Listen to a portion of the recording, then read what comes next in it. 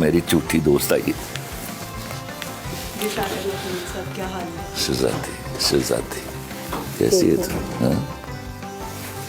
ठीक है। एक कत्ल लिखा है हाथ में। ये लिखे? कत्ल। सुनाओ बिस्मिल्लाह। कत्ल है। कत्ल? अच्छा ते मेरा कत्ल तेरे हथों ते डॉक्टर दी वारी बात मेरे में पान ले जाऊँ। अच्छा जरूरत है तो बचाना। अच्छा। मैं आती हूँ, आप फारिग हो जाओ। रीमा, आप खलीलुर रहमान कमर साहब के बारे में क्या जानती हैं, क्या कहना चाहती हैं? लंबा धागा और लंबी ज़बान हमेशा उलझ जाते हैं, इसलिए धागा लपेट कर और ज़बान समेट कर रखनी चाहिए।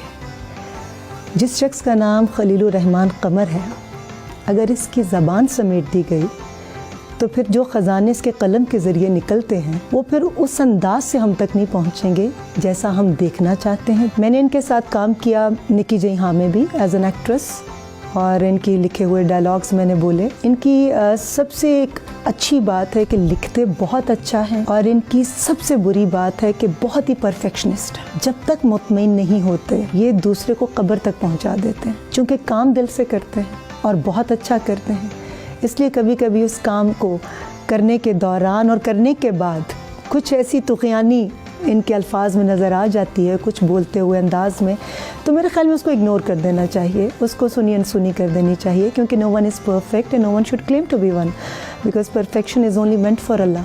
ये नहीं कि he is sitting next to me. मैं बहुत कुछ इनके बारे में बोलती भी हूँ, हमारी लड़ाइयाँ भी होती हैं, हमारे झगड़े भी होते हैं, मगर उसमें भी एक अदब का हमारा बीच में एक सिलसिला रहता है, एक ताल्लुक़ रहता है, मगर उसमें कई दफ़ा इनका एक अंदाज़ है जो मुझे मैं समझ गई हूँ कि वो उसमें मेरी दिल आज़ारी नहीं होती, मेरी बेइज्जती नहीं होती, ये सिर्फ मुँह का बड़बोला है। मुझे तो वो बुड़बुड़ाहट भी मायूब नहीं लगती। आप इतना अच्छा कैसे बोल लेती हैं? क्या ये भी आप खलील साहब से सीखा है आपने? 1 मिनट इसका जवाब मैं दूंगा। सबसे पहली बात मैं बाबांगे दोहर आपको बताऊं, करीमा के फरिश्तों को भी मालूम नहीं था कि वो मुझसे मिलने आ रही थी, हम एक फिल्म को डिस्कस करने जा रहे थे। She didn't know at all कि she will be part of this programme at all. It was my request कि she sitting here and she didn't know what to say about it, she is saying it all extempore. देखिए, मैं खलील साहब को भी उन लोगों में शुमार करूंगी जिनसे सीखने का मुझे मौका मिला। इल्म तो एक ऐसी ताकत है कि जितना आप हासिल करते हैं उतना ही आपको अपने जाहिल होने का अंदाज़ा होता है। सुभान अल्लाह, बहुत अच्छी बात की। इल्म तो बहुत अच्छी बात थी तुमने। दुनिया भरी पड़ी है तो तेनों की हो गया खलीलुर रहमान कमर। आप कोई मूवी ला रही हैं? जी इंशाल्लाह। मैंने एक प्रोग्राम में सुना कि कोई कह रहा था खलील साहब को एडवांस दिए, इतने साल से वेट कर रहे हैं। अरे भाई, मैं इनसे इतना, मेरी इनकी फैमिली के साथ ताल्लुक़ है गुज़िश्ता 17-18 साल से। मैं 4 साल से इंतज़ार कर रही हूँ, और मैंने इनको कहा हुआ है कि जी मैंने कहानी आप ही से लिखवानी है और आप ही लिख कर देंगे, तब मैंने फिल्म शुरू करनी है। ये जो आजकल कुछ ख़वातीन ऐसे मनफी रिमार्क्स दे रही हैं खलील साहब के बारे में, आप क्या समझती हैं कि क्या उनकी बात सही है? कुछ तो लोग कहेंगे, लोगों का काम है कहना। जिसने चोरी नहीं की उसको कोई फ़र्क ही नहीं पड़ता, तो ये तो आपके अपने अंदर का इत्मीनान है।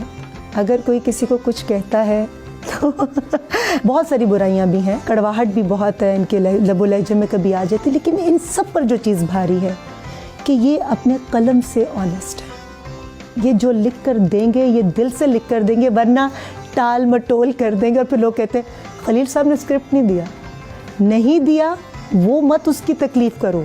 बुरा दे देगा तो वो तकलीफ़ बुरा उनके लिए भी होगी। एग्जैक्टली। मैं तेरे हाथ बैत कर लूं, मैं ऑन एयर ही। पर खलीलुर रहमान कमर साहब के लिए मेरी बहुत सारे विशेज़ हैं। ये जो लिखते हैं, इनका एक लिखा हुआ जुमला जो नदीम साहब ने मेरी फिल्म कोई तुझसा कहाँ में बोला, नफ़रत से कोई बर्बाद हो या ना हो, ये प्यार साला बर्बाद कर देता।